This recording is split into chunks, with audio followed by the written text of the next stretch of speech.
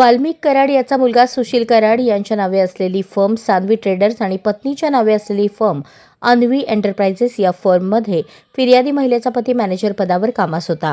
त्याने सन 2020-21, 2021-22, 2022-23 या आर्थिक वर्षात व्यापाऱ्याकडील होणारी वसुली स्वतःच्या आणि यातील फिर्यादी पत्नीच्या नावे वळती करून घेऊन रक्कम 1,08,00,000 रुपयांचा अपहार केल्याचे सुशील कराड यांनी 19 जुलै 2024 रोजी परळी शहर पोलीस स्टेशन येथे फिर्याद दाखल केली आहे. तेव्हापासून आजतागायत फिर्यादी आणि तिचा पती फरार आहेत. त्यांनी न्यायालयातून जामीनही घेतलेला नाही अथवा पोलिसांना सहकार्य करण्यासाठी हजरही झालेले नाहीत.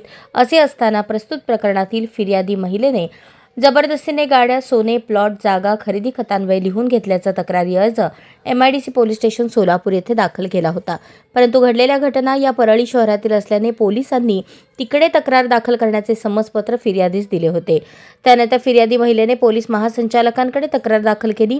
त्याचा तपास परळी बीड पोलिसांनी केला. त्यामध्ये साक्षीदारांचे जबाब नोंदवून पुरावा गोळा केल्यानंतर फिर्यादी महिलेच्या तक्रारीत तथ्य नसल्याचे आणि तिने अपहाराच्या गुन्ह्यास शह देण्यासाठी तक्रार केल्याचे निरीक्षण नोंदवून पोलिसांनी गुन्हा घडला नसल्याचा अहवाल दिला.